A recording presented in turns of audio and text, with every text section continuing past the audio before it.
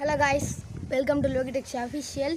வீடியோக்குள்ள போறதுக்கு முன்னாடி சப்ஸ்கிரைப் பண்ணாதவங்க சப்ஸ்கிரைப் பண்ணிருங்க, லைக் பண்ணாதவங்க லைக் பண்ணிருங்க, அண்ட் பக்கத்துல இருக்க பெல் ஐகானை கிளிக் பண்ணிக்கோங்க. அப்பதான் நான் போற இன்னொரு வீடியோ உங்க ஃபோன் வந்து சேரும்.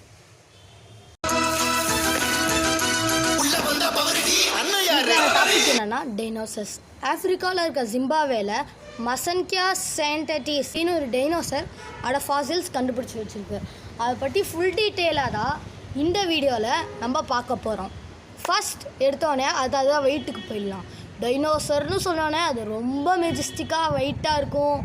ஒரு 10 டன்னு 20 டன்னு 100 டன்னு கூட இருக்கலாம். அப்படின்னு நினச்சா அதோட வெயிட் உங்களை கண்டிப்பாக ஷாக் பண்ண வைக்கும். 30 to 40 kgs.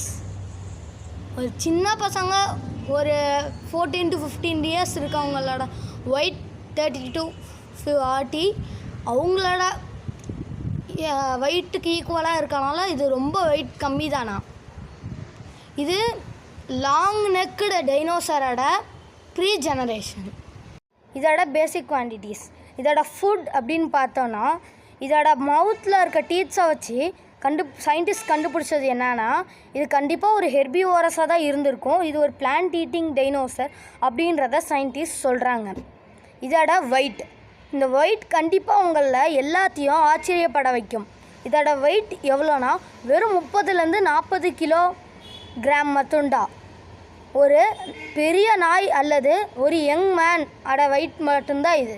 இவ்வளோ வெயிட் கம்மியாக இருக்கே, அது எப்படி தான் இது டைனோசர் அப்படின்னு நீங்கள் கேட்டிங்கன்னா இது ஒரு ஸ்மால் டைப் டைனோசர் தான். பிரையோஃபைட்ஸ் அப்படின்ற பெரிய லாங் நெக்டு டைனோசரோட ஆன்சிஸ்டர்ஸ் தான் இது. அது ரொம்ப பெரிய டைனோசர். அதுக்கு முன்னாடி வாழ்ந்தது இதுதான். இந்த டைனோசர் பரிணாம வளர்ச்சி ஆகி அந்த பெரிய டைனோசராக உருமாறி இருக்கு. இதோட ஹைட் அப்படின்னு பார்த்தோம்னா இது 6.5 மீட்டர் இருக்கும். இது சுமார் 210 மில்லியன் வருஷத்துக்கு முன்னாடி வாழ்ந்தது. இந்த வீடியோ ஆரம்பிக்கும் போது நான் இது ஆப்பிரிக்காவில் இருக்க ஜிம்பாப்வேல இருந்ததாக சொல்லியிருப்பேன். ஆனால் இந்த டைனோசர் வாழும் போது ஆப்பிரிக்கா ஜிம்பாப்வே அப்படின்னு தனித்தனியாக கிடையாது. Super continent பேஞ்சியா. உங்களில் முக்கால்வாசி பேருக்கு தெரிஞ்சிருக்கும். கான்டினென்ட்ஸ் தனித்தனியாக உருவாகிறதுக்கு முன்னாடி பல கோடி வருஷத்துக்கு முன்னாடி பேஞ்சியா அப்படின்ற சூப்பர் கான்டினென்ட் இருந்துச்சு. எல்லா கான்டினென்ட்ஸும் ஒன்றா இருந்துச்சு. Asia, Europe, Australia, Antarctica, north America, south America, Africa எல்லா 7 கான்டினென்ட்ஸும் ஒன்றா பேஞ்சியா அப்படின்னு இருந்துச்சு.